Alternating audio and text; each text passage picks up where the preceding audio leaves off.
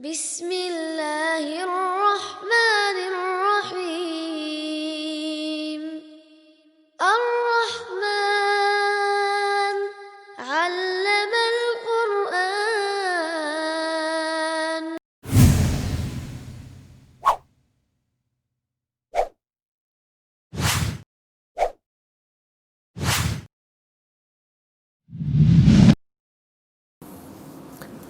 Di sini disebutkan nasabnya Abu Bakar As-Siddiq radhiyallahu taala anhu. Bahwasanya Abu Bakar bersama ayahnya, bersama ibundanya, mereka semua adalah sahabat Nabi radhiyallahu taala anhu. Jadi keluarga yang bapak ibunya masuk Islam. Di masa Nabi alaihi salatu wasallam di antaranya adalah keluarga yang Abu Bakar As-Siddiq radhiyallahu taala anhu. Abu Bakar menceritakan sebuah peristiwa hijrahnya Rasulullah sallallahu alaihi wasallam. Selama 10 tahun beliau berdakwah, mengajak kepada Allah, memerangi kesyirikan. Di tahun ke-10 Hijriah meninggallah pamannya yang selama ini menjadi penopang dakwah beliau, pelindung dakwah Nabi alaihi salatu wassalam.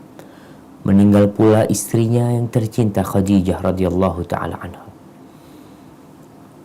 Gangguan orang-orang musyrikin bertambah kuat.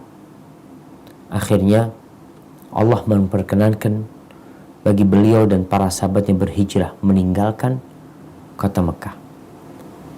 Setelah para sahabat pergi, baru Rasulullah SAW berangkat bersama Abu Bakar. Kita lihat yang namanya tawakal.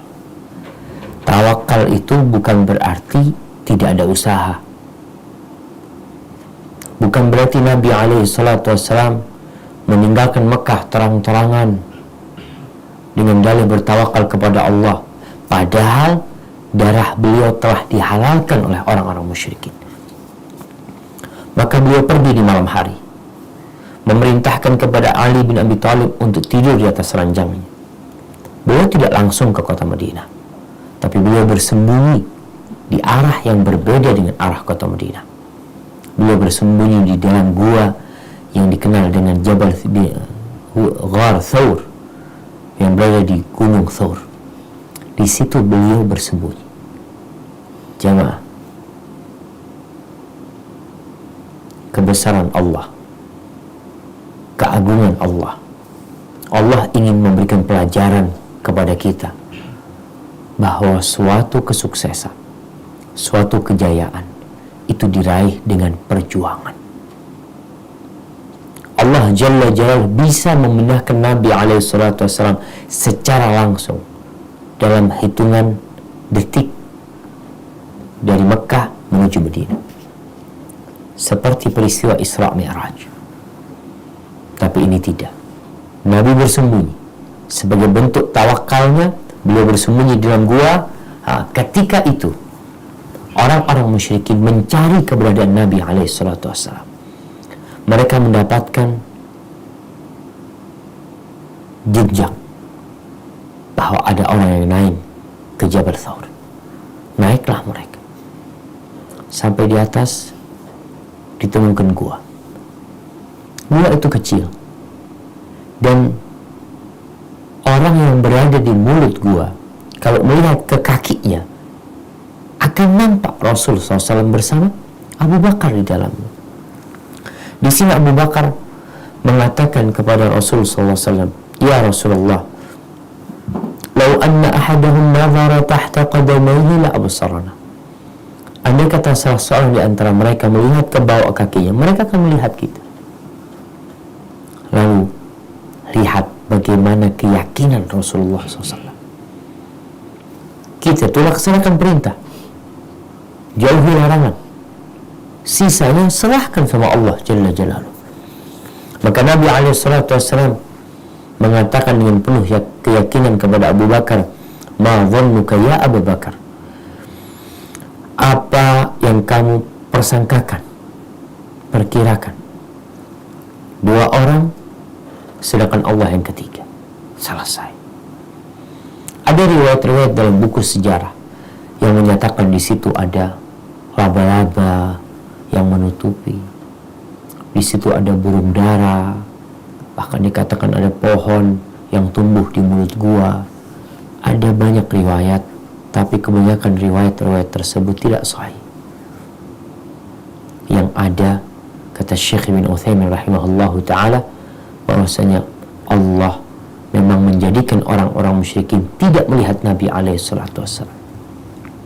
Bukan dikarenakan ada laba-laba, bukan dikarenakan ada pohon di mulut gua, tapi memang ditutupin mereka sehingga mereka tidak bisa melihat keberadaan Rasul sallallahu alaihi wasallam. Inilah keyakinan yang harus dimiliki seorang muslim. Berusaha semampumu, sekuat tenagamu, sisanya serahkan kepada Allah.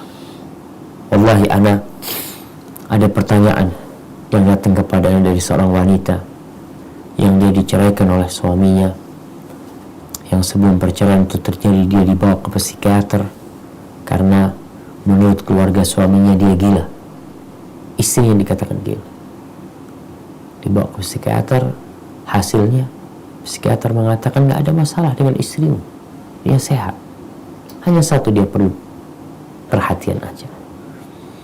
Akhirnya berita kalau dia itu orang gila tersebar di mana-mana. Apa yang harus dilakukan seorang muslim ketika mendapatkan ujian yang berat? Yakin kalau Allah Jalla Jalaluh tidaklah memberikan ujian kecuali sesuai dengan kemampuan hamba, dan ujian itu datang untuk menghapuskan dosa, mengangkat derajat. Tugasmu menyerahkan semuanya sama Allah. Rasul sallallahu alaihi wasallam keluar meninggalkan kota Mekah, berangkat ke Jabal Thur, bersembunyi di dalam gua, bertahan selama 3 hari. Setelah itu baru melanjutkan perjalanan ke kota Madinah. Barakallahu fikum. Nah, Alhamdulillahi Rabbil